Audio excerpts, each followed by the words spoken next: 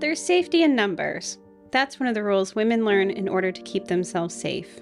We're told traveling alone can be dangerous, that we can protect ourselves by traveling with a companion. But this wasn't the case for 15-year-old Cynthia Leslie and her 13-year-old sister Jackie. On July 31st, 1974, they told their family they were going to go babysit. And they left their house together, never to be seen again. This is their story.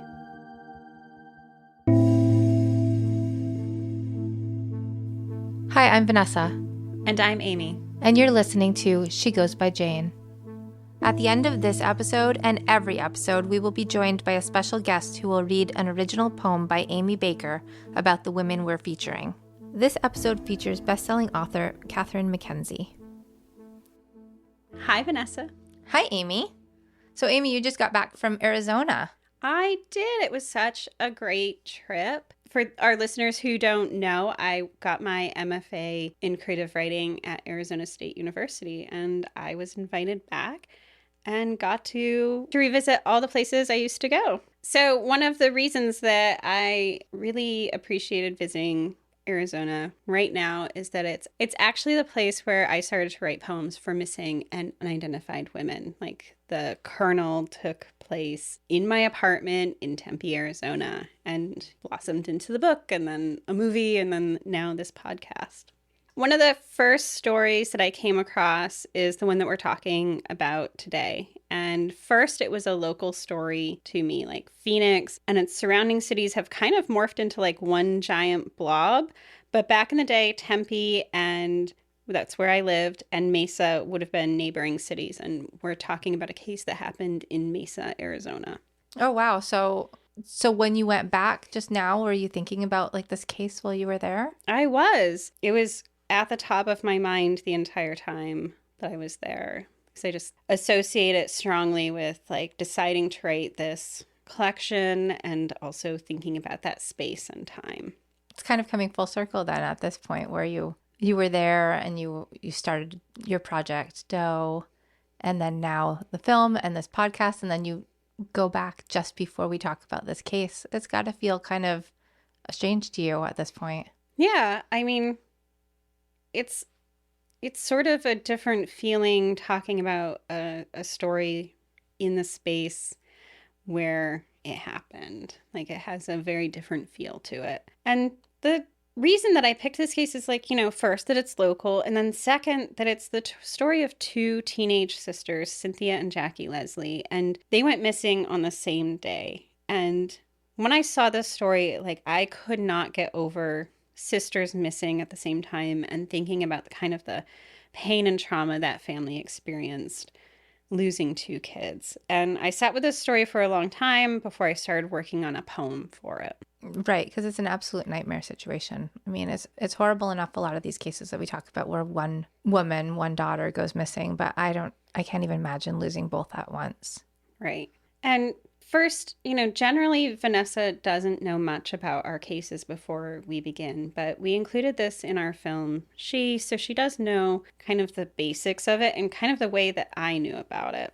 But this is the first poem that I wrote for missing and unidentified women, was for Cynthia and Jackie. And we talk more about my writing process in our Behind the Poem series, which is on Patreon, where we get more into the whys and hows of deciding how to use poetry as an art form for activism and the poems themselves. But I wanted to bring that up a little bit here because it's such a central part of our podcast, and it's really such a central part of the creation of the collection to begin with. And so when I was just in Tempe, I gave a reading at Arizona State. They were lovely enough to host me alongside another writer, Leah Myers. And the story of Leslie's sisters and the poem that tries to honor them, that's the first one I told at that evening reading, because these sisters came first for me in the creation and decision to work on these stories. What a great way to go back and just like reminisce over your process and be there and thinking that through. But also,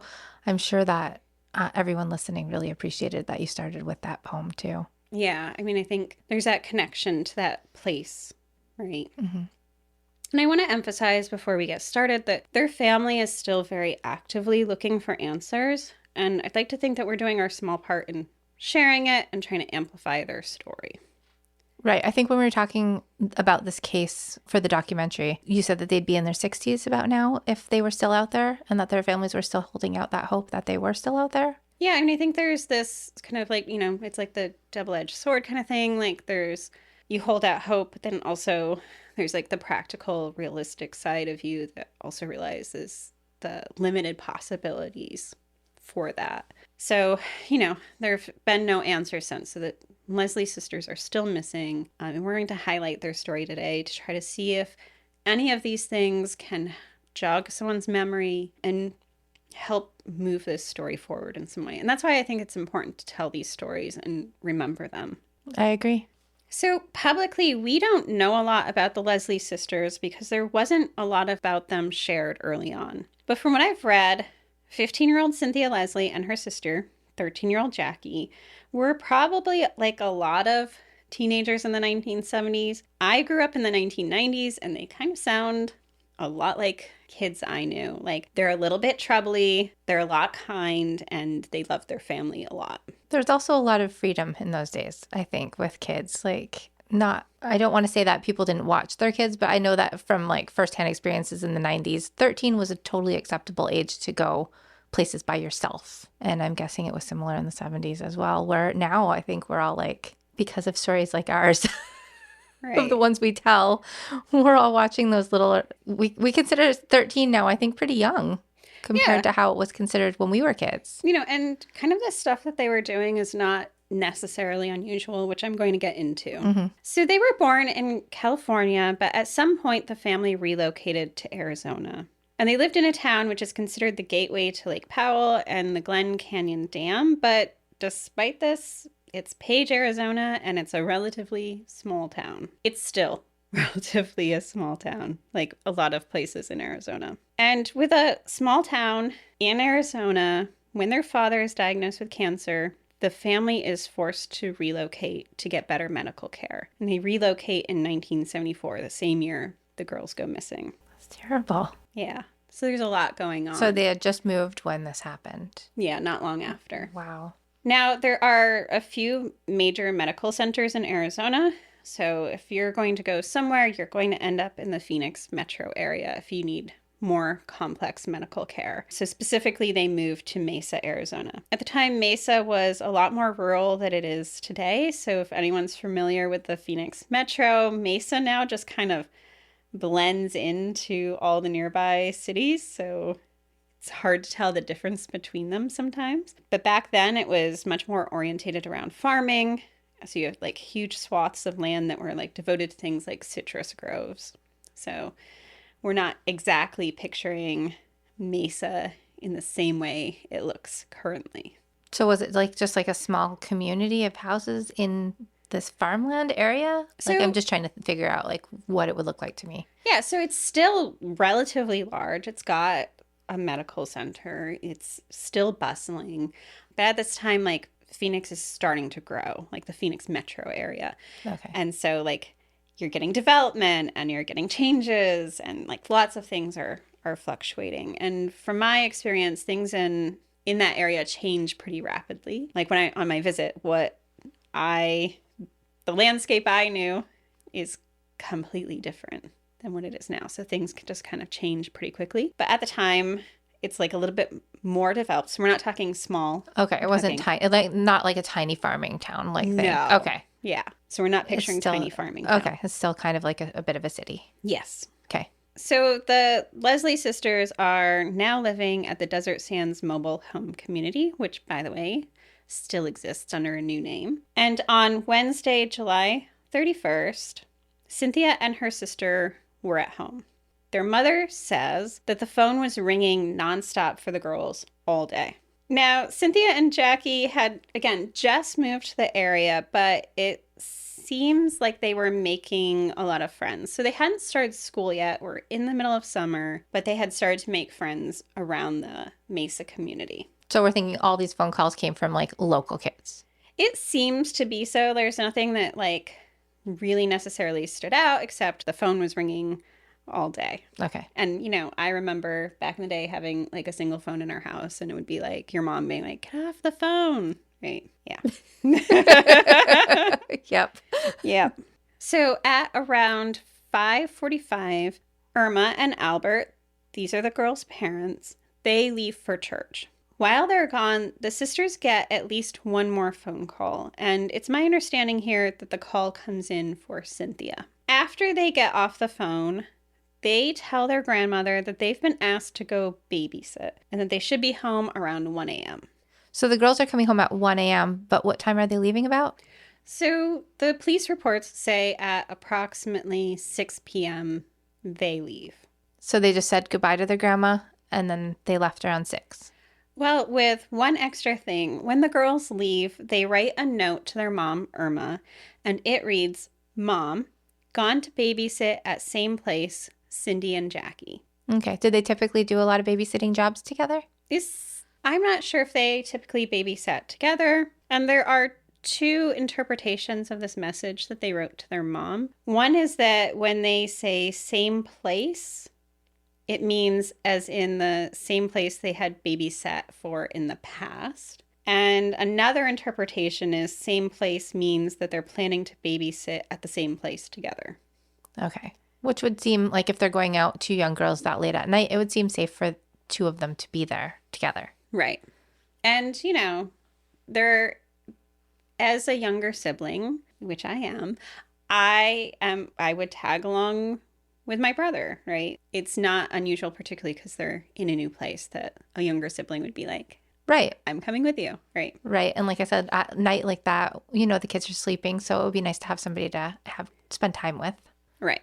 So it turns out, though, that this question of where they're babysitting and what they actually meant and their message doesn't really matter that much because they're not actually planning on babysitting. So where do you think they were intending to go? So this is where the story starts to split a little. And I personally think that nuance in this story matters. And I think it matters because now we're dealing with memories that are like now roughly 50 years old. And maybe this nuance can help move this case forward a bit more. So the first thing you need to understand before I get into where they might be going is that there seemed to be very little news coverage of Cynthia and Jackie's case when it came out in 1974. And this is actually a huge contention for Irma, their mom, because, and I completely understand it, but it's because it feels like no one is listening and that the police aren't doing enough. Now, Irma does a lot of legwork on her daughter's disappearance, and newspapers articles start appearing more in the 90s and 2000s. And in those articles is the story that I knew about these sisters. And that is that instead of going babysitting, the sisters were actually sneaking out to a party. And the reports from those parties yielded some mixed testimonies of whether partygoers saw them or not there. Some say they were there and some say they weren't there. And that's the story that I knew. So what's the new story? So we have the benefit of having some of the police reports, and by some, I mean close to 270 pages of police documents. These reports are, of course, heavily redacted, so our listeners are going to have to bear with us on this. But in the police reports, though, the story of where the sisters were actually going is slightly different. In these reports, it's that Cynthia was seeing a boy that her father forbade her from seeing, and that she was secretly meeting with him anyway. What do we know about this boy that she was going to go see? We don't know a lot about him, but that has not stopped online forums from speculating about who he is and what might have happened. Now, some of the speculation that she couldn't see him comes down to some people are like, oh, he must have been a troublemaker or up to no good, and that's why the father said she couldn't see him. And because we often, and rightfully so, are suspicious of male partners, there's some people who are throwing around some much bigger allegations in his direction. But the truth is we don't actually know much about him. But we do know from the police reports is that the father didn't want Cynthia seeing him because he is not of the same race that Cynthia is. Cynthia is white.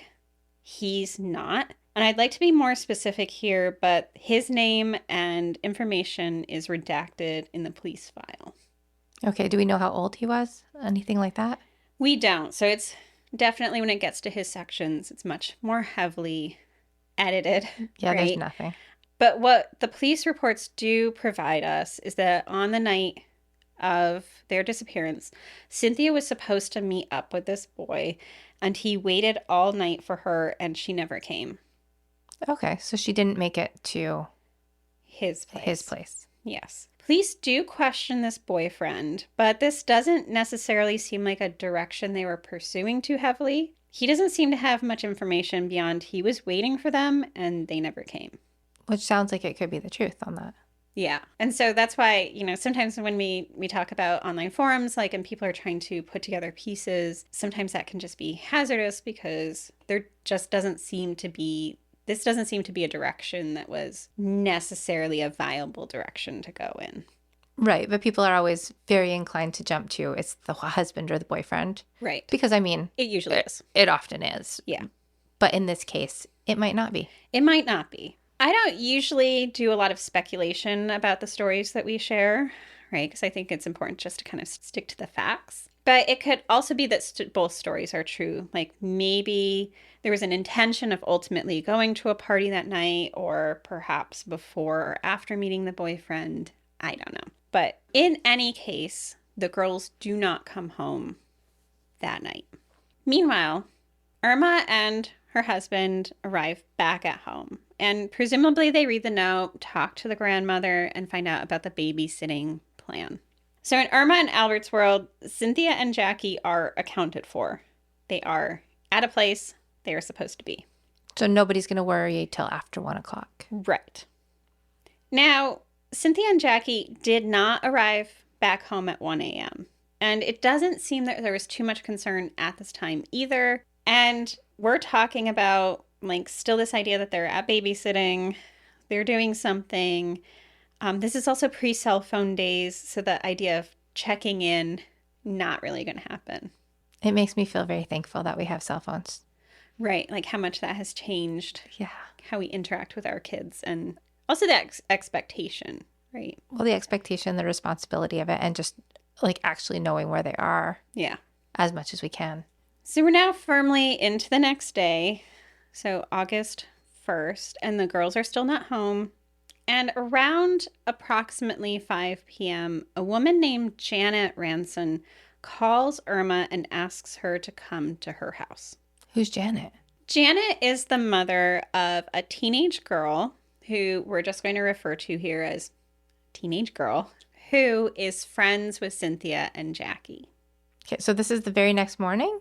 The next evening. Oh, the next evening. So okay. We're at 5 p.m. So Janet calls Irma and asks for Irma to come over. So when Irma arrives, Janet shows Irma a pair of underwear. Ew. I am going to save you because the 1970s police reports keep using the word panties over and over. Okay. And that's like one of people's like squick ick words. Right. So thanks for using underwear, I guess. Yes. But why is she calling them over to show them? Okay. Her some underwear? This is a journey. This is starting out weird. We're venturing, is it weird? We're venturing into weird territory. Okay. So Janet shows Irma the underwear because she thinks those underwear are Cynthia's. Okay. The underwear are quite distinct.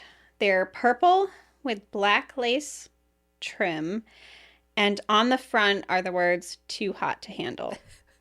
So is the nature of the way the underwear look the reason for the phone call and the meeting?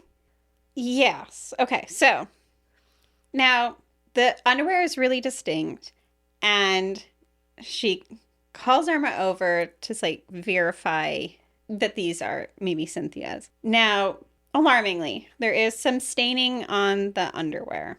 And now Irma says that her daughter was being treated by a doctor for 2 health issues. Now, this is heavily redacted in the police records, but from what I can tell, it sounds like these health issues likely included symptoms that included vaginal discharge and some small trace amounts of blood. Okay.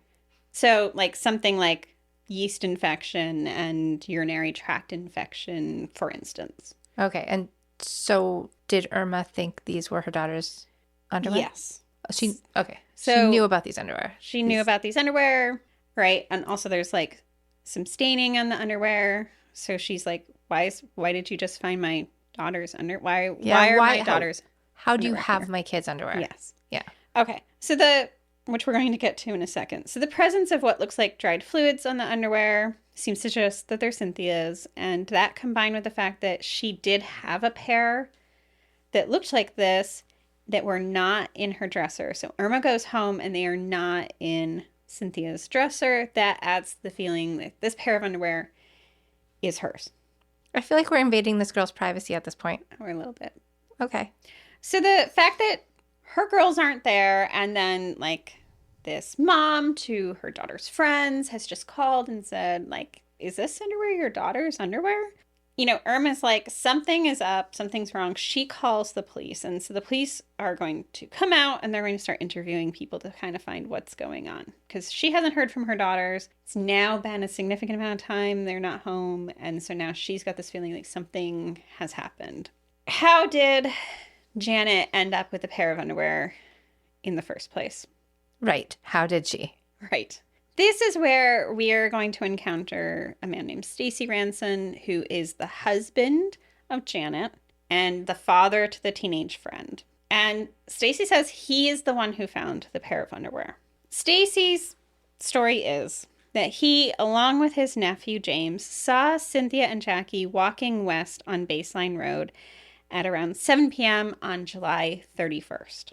So the night they disappear, he sees them at 7 o'clock walking. Right. Okay. And now we're going to get to the underwear part. Oh, okay. So the next day, so around August 1st at approximately 4:40, Stacy says he and his nephew saw two male motorcyclists just north of Baseline on Power Road. And he says they witnessed these two men standing alongside the road holding something in their hands. Okay. So that doesn't sound unusual unless the thing they're holding was the underwear. Also, was he out with James again? Like, they're just always out together? I got the impression. Okay. Yeah, they're running errands. So and that kind Stacy of and stuff. James are out. They see motorcyclists staring at something in their hands. And so Stacy says that when he and his nephew returned, the motorcyclists were gone.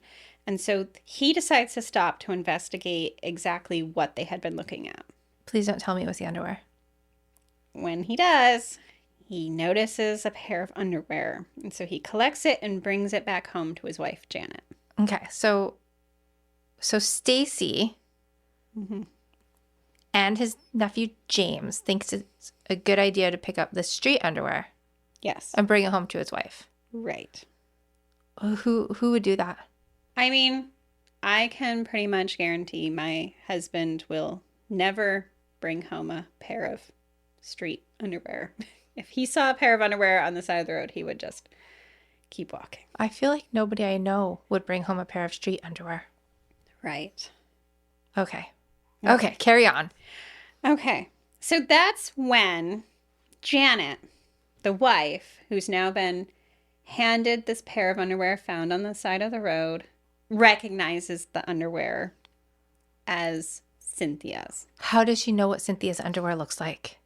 I get the impression that essentially Cynthia's spending time at her house and has perhaps brought this pair of underwear there before. I don't know. It gets a little weird because I do not know what any of my children's friends' underwear look like, nor do I ever want to. Exactly. Like, I barely know what my own kids' underwear looks like, and I do the laundry. Right. Yeah.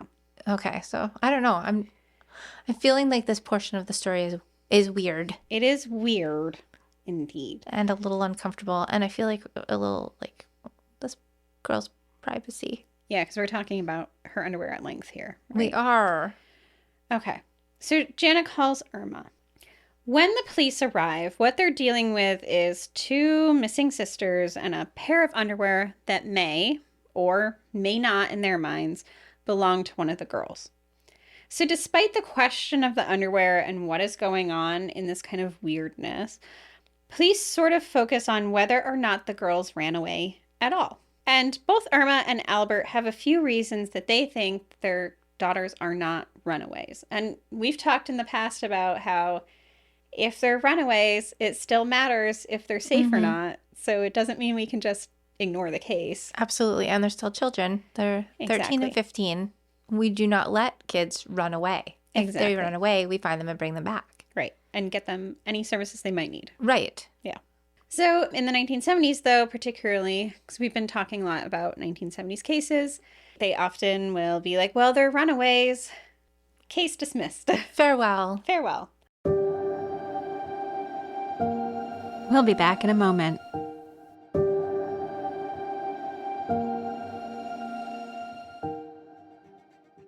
Irma and Albert, they've got their list of reasons why, like, hey, please pay attention and follow up on this. The first is that Albert's cancer is terminal. Even with the move to Mesa, he was only expected to live a few months longer. And Irma says Albert and his daughters were super close. And he spent time with them. He took them water skiing. She just doesn't think it's possible that they'd leave him at this time as he's nearing the end of his life. Which is probably true. Number 2, Albert was planning on taking them on a trip to Page, Arizona, where they had lived before. And this is something that they'd been looking forward to. They were leaving in a few days. And with a trip to look forward to, would they leave? Unlikely. 3, the girls didn't take any clothing with them. And Cynthia left her contacts and her glasses behind. Okay, so none of this is looking planned. Not to me, no. 4, the girls didn't take their purses with them, which indicates that they're not bringing like extra money or they're any kind of regular everyday kind of things. And 5, Irma doesn't say this, but I'm adding it in here, which is Cynthia was under treatment for her health concerns and had just started taking antibiotics. And she was only like 2 pills in to her series when she disappeared. And this medication, I'm guessing, was also left behind. Right. Can I add a 6 in there? Like when you're starting to find articles of clothing on the side of the road, usually you should investigate. Yeah, so police, though, are like, weird, underwear. They did collect the underwear, though, and it is entered into evidence. Okay. But it's just, to me, that would be like something terrible happened. Right. In my head. They do collect it. It's added to evidence, but there's still a little wishy-washy on the situation. Now, going back to point 1, which is Irma doesn't believe that the girls would run away while their father is having his last few months, I'm offering a small counterpoint that police invest a bunch of time into, which is that on April 1st, so a few months prior to their disappearance, the girl's father had gone to police asking for the whereabouts of his daughter, Cynthia. She had left home, and he believed that she might be with a woman named Joanne in the town of Page. So at some other point, she'd run away? Yes, so a few months before she actually had run away. Okay. He eventually finds her in the company of this woman and brings Cynthia back home. And who's this woman? Well, she's a pretty intriguing figure that police just like invest a whole lot of their early efforts into. It seemed that she lived in Page at the same time the Leslies had, and her place was kind of known as a destination house or maybe like party house. And it seemed like a lot of area teens, like younger people, would go there. Police learned that Joanne had headed to Colorado a few weeks before the disappearance of the girls. And what they dig into this, they find out she's traveling with 2 men and that they may have been planning an armed robbery. Oh, okay. Okay. Just throw that in there. Yeah. There was some rumors circulating that these 3, Joanne and these 2 men, were traveling as well with 2 teenage girls, but that doesn't seem to be true once they follow up on that. So was she traveling at the time that they disappeared or no? Well, so she went to Colorado and she was kind of bouncing around different places, and yeah, so she's kind of mobile at this time. So they spend a lot of time finding, where is she? Does she have the girls with her? Is that what's going on? Okay. On August 2nd, the Leslies were finally put on file as missing persons. And this is the same day that the crime lab determines that there is both blood and semen on the pair of underwear. Okay, so it's not just... You're right. Okay. And at the time, they couldn't do more additional testing with the amount of blood that they had. Has that been DNA tested since then? It doesn't seem so. And because back then, they would have been matching for blood type only, right? Okay, but now we can do stuff with everything? Now we can do more stuff. So if that underwear is still there, it would seem that that could be brought in for more testing. It seems like that should be brought in for more testing if it's still there. Yes, indeed. This is a lot more than we talked about in the documentary. It is, yeah. So once we, got this large police file, this really opens up more of the story. Were you kind of shocked when you found out that there's so much more to it that you didn't really know about before? I had really just gone on like, oh, did they make it to the party or did they not? Right.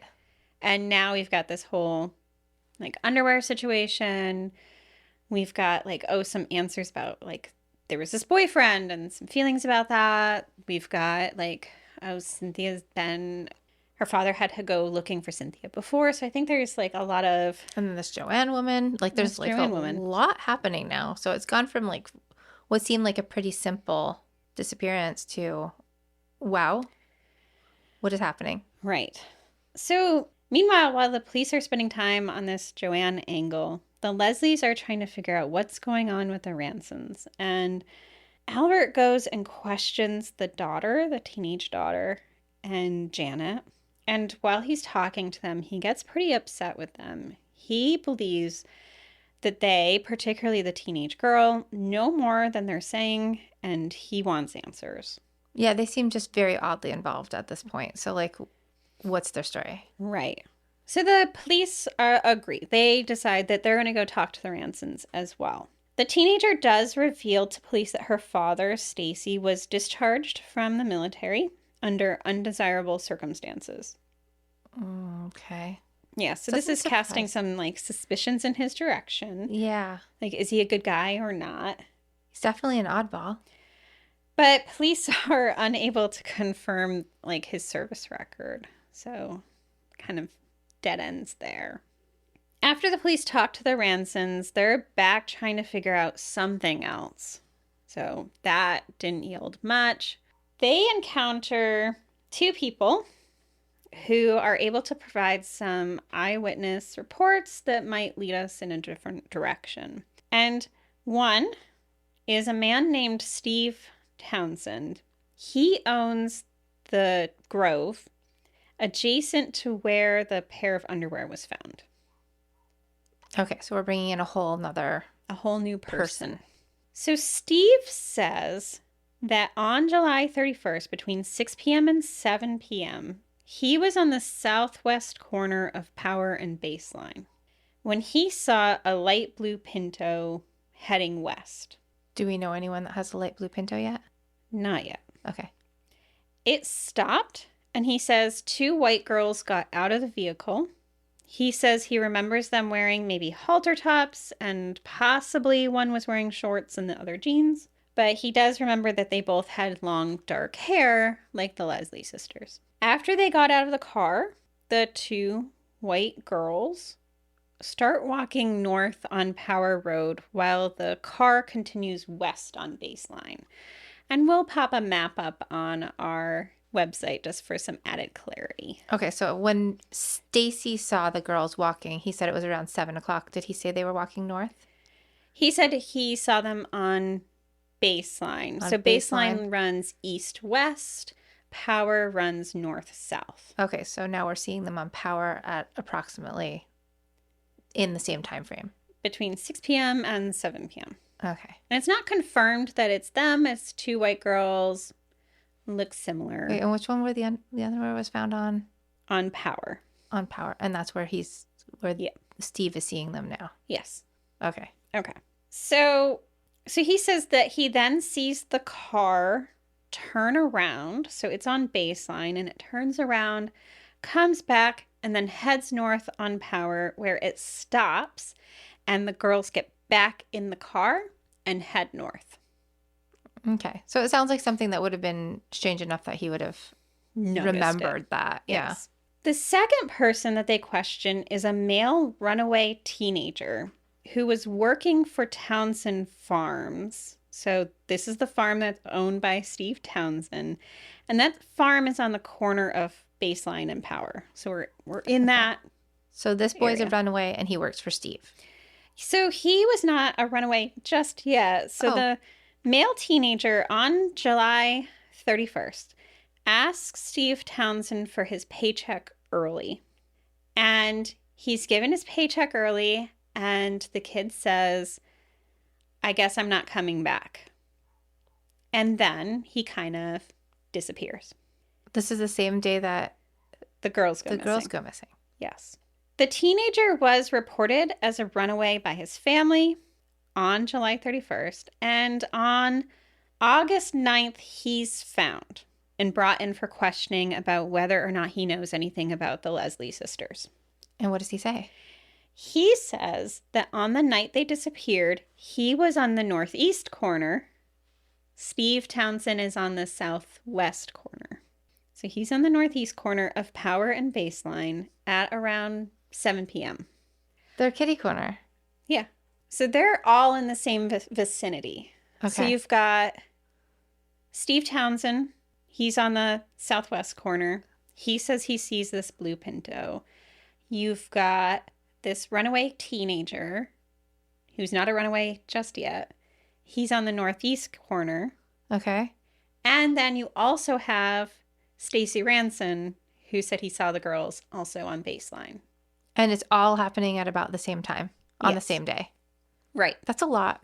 Well, because it's all witnesses witnessing maybe the same thing. We don't know. So the kid says, this runaway teenager, he says that he was there on this corner and what he saw was the same thing that Steve Townsend saw. A blue Pinto heading west on Baseline, dropping off two girls, those girls going north on Power, the car turning around, coming back, and picking them up. So Stacy's seeing the same exact thing. So at this point, because Stacy was giving me kind of creeped out vibes before, he's just actually watching this happen. He's not involved. Well, so Stacy doesn't see the Pinto situation. He says that he just saw the Leslie sisters walking on Baseline. Okay. And, you know, one difference here is that we can confirm that Stacy Ranson does know what the Leslie sisters look like because they're his daughter's friends. So when he says he saw them, it gives a little bit more validity to it.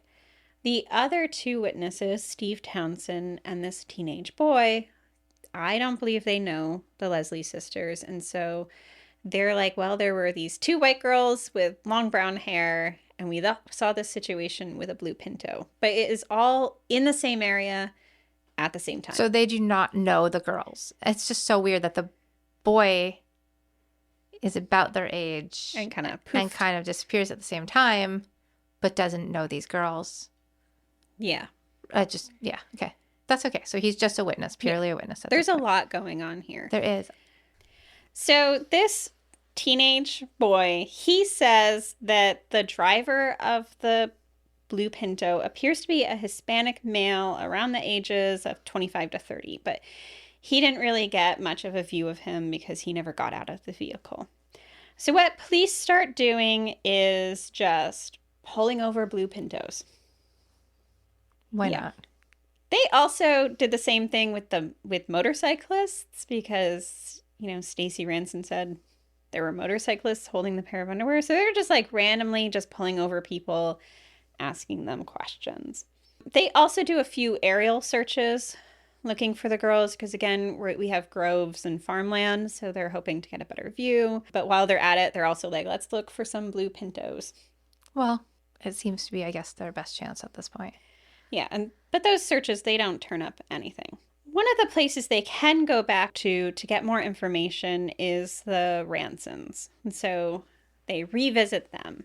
And they ask the Ranson teen, does she know anything about blue Pintos? And she was like, I don't know anyone with a blue Pinto. And she emphasizes at that time that on the night the Leslie sisters disappeared, that she wasn't even home and that she had gone and spent the night elsewhere. Okay, so did she see them at all that evening? She says no. Okay. So as police kind of circle back to them again, they're just like kind of looking for new information. In late August, so we're in now several weeks, they take Janet, who had called Irma, They take her to the Mesa substation for questioning. She's reluctant to go. She does not want to go. And she tells police that she was told that she shouldn't be talking to them without a court order. Why would she need a court order to talk to them? So her husband, Stacy, says, don't talk to the police. Stacy. I don't know. He's not looking great right now. With her at this questioning is her teenage daughter. Now, the teenage daughter is wearing a necklace with 2 purple stones on it, and police are interested in this necklace. Irma has told the police that she purchased a necklace that looks just like this for one of her girls' birthdays. The name is redacted in the police report, but I'm guessing it's Cynthia's birthday. Irma tells the police that she had seen the teenage friend wearing this necklace a while after the sisters disappeared, and when she asked her about it, the girl denied it belonging to Cynthia. And this necklace is not in their home anymore. No. So it's either on her daughter or on this girl. Right. And when police ask the teenage girl about the necklace, she changes her story and she says that Cynthia gave it to her. Now that she knows that the mother saw that it is the necklace. Now she's changing her story. Well, now that she's being questioned by someone other than Irma, right? In October, so we're now months out, police try to make contact with one of their subjects again. Again, heavily redacted, don't know who they were trying to talk to. But he says he's tired of the police contacting them, and unless they have something on him, he refuses to talk to them again. My first assumption was that it was Stacy Ranson whose name was redacted there, particularly after what he said to his wife about don't talk to the police. Right. But his name is left in that same page where they contact him and they ask to speak to his daughter, and he claims that she's sick and can't talk to them. So it just feels like we are now a few months in and people are starting to clam up. Which seems really strange if it's just a runaway case. Right. Because I would be like, talk to me all you want. Right. Why would you go to this? Yeah. So police are just trying to talk to anyone who will talk to them. They do learn that the girls had been at a party in the desert on the 27th of July. And so you'll see a lot of places say that the party that the girls went to, that one story, was a party in the desert. So I think that's where the things are getting a little mushy. So they're getting a little confused. So it was a party a few days before they disappeared, not the night they disappeared. Right. They also had attended an apartment party in Mesa a few days before. And the partygoers there said that the girls came a few times to party at this apartment. And while they were there, they tended to drink beer and smoke pot. That's a lot of parties. Yeah, I mean, 1970s, you're in the desert of Arizona, in Mesa. I don't know if there's like a lot going on besides parties, right? But, the girls, again, had just moved to Mesa. So it's not like the partygoers know like a lot about the sisters. Right. Yeah. And this is where leads really seem to start to dry up. There's some news coverage of the case, which does spur some people to call in to say that they saw them, usually at various hotels or motels, but those leads don't pan out. By the end of the month, though he's dying of cancer, their father goes to Los Angeles to speak to a psychic in the hopes that she'll give him some leads. They included that in the case? Yeah. Oh. So this is actually something that we've been seeing a little bit in cases, particularly in the 1970s, is like, for instance, we just talked about Cynthia Hernandez's case a few episodes ago, and her mom also went to psychics. So there's just like, it seems like if you're looking for answers and you're desperate for answers, like, it was the thing. It was the thing. And when police revisit Irma, you can see her trying to desperately think of everything possible, any possible lead for her daughters. Who were they spending time with? What are their names? Like, she's trying to recall their names. Right? Right. Was it someone in the past that they might have met? So she's like thinking through like, well, the girls like went to a carnival a few months before. Like, who were those boys that they talked to there, etc. And you can just see her desperately trying to think of everything possible to tell police. Sad, kind of, like having to think through that, because what else does she have to go by at this point? Exactly. And one thing about the police files is that you can start to see where they start to drift away from the case. Like, the interviews become fewer and fewer. Stacy Ranson said his daughter was sick and couldn't go in for questioning, and you don't actually see a follow-up. So the police are just kind of like letting it go at this point? Right. Okay. And that's fairly typical of a lot of the cases that we've looked at. And I'm really not surprised in this case because I know in 1977, so we're like 3 years after they disappeared, a new Maricopa County sheriff takes over and he says that the departments are severely understaffed and they're unable to investigate cases to the level they need. He, in fact, says they're about 6 years behind on their caseload. So that makes sense for what happened. Yeah, so... And if they weren't getting any leads, it would be hard to put their energy there when there's probably so much else to do. Right. So to kind of give it some perspective, when the new sheriff takes over, they find that there have been 88 homicides reported in the county since 1970. So in the course of 7 years, and 24 of those 88 are unsolved. Okay. And, this is why when Irma's talking about how, she just feels like people were not paying attention to her daughter's case, there's a lot of validity there. Right. They had a lot going on. Right. And there was a lot of talk about mismanagement of funds and mismanagement of staffing happening. The girl's father, Albert, he passes away in February of 1975, so a few months after they disappeared. This leaves Irma alone to kind of champion their case. So she sends out missing persons flyers with her brothers who were truckers to get them to as many places around the country as possible. And for many years, they would get calls basically about girls that looked similar or sisters that were together. Irma also stayed in the same mobile home park until 1999. And even though she remarried, she kept her number listed under the name Leslie just in case. So she just never gave up hope.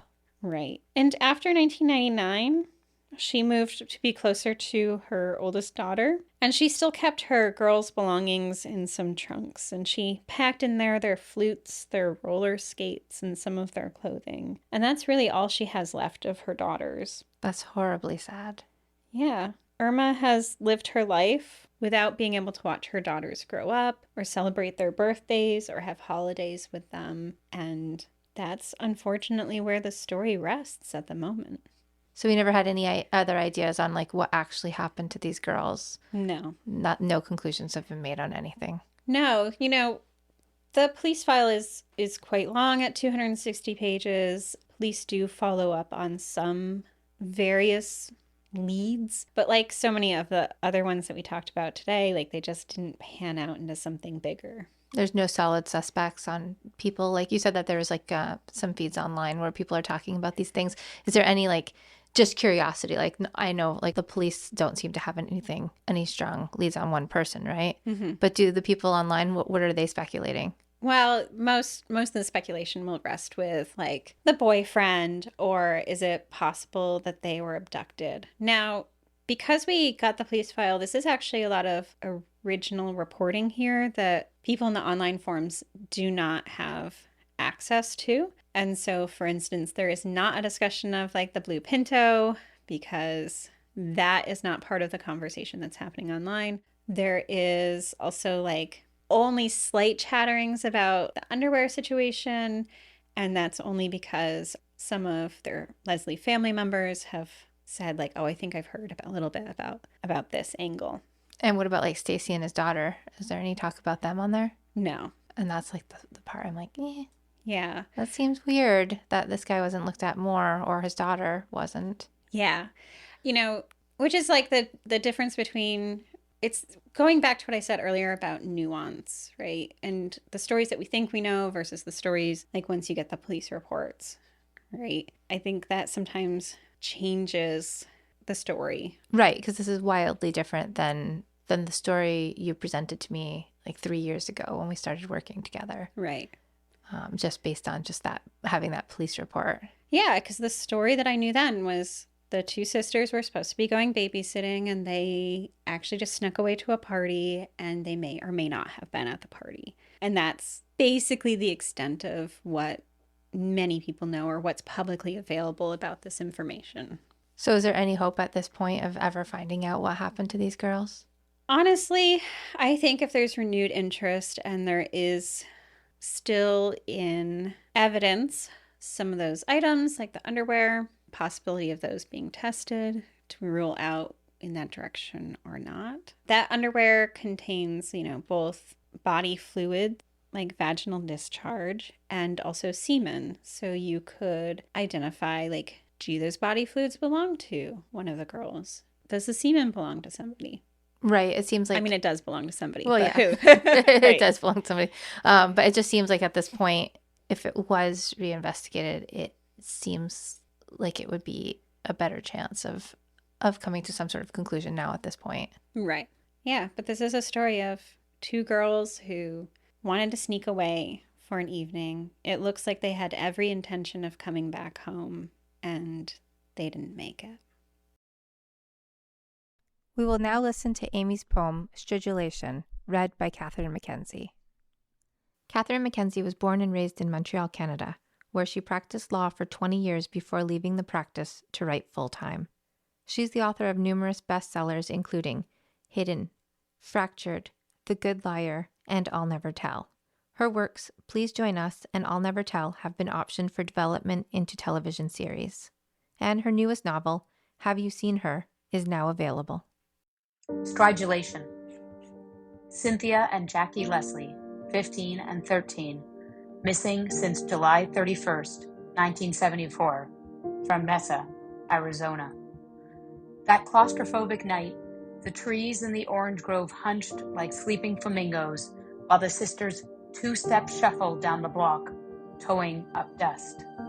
They left behind the rows of tin can homes just as the sky pinked, moved away from the echo of every television set playing the same evening news show and the scuttle of scorpions hiding in palm trees that only ever gave him columns of shade.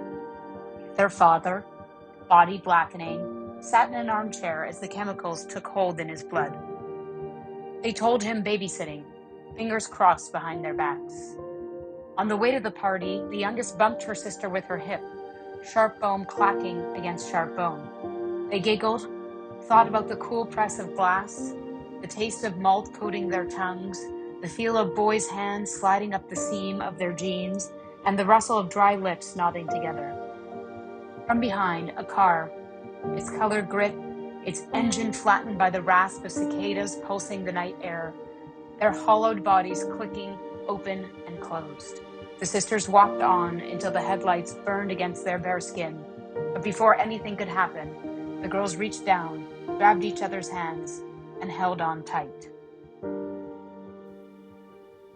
For more information about our show or to check out other shows on the network, please visit evergreenpodcasts.com. Bye, Vanessa. Bye, Amy.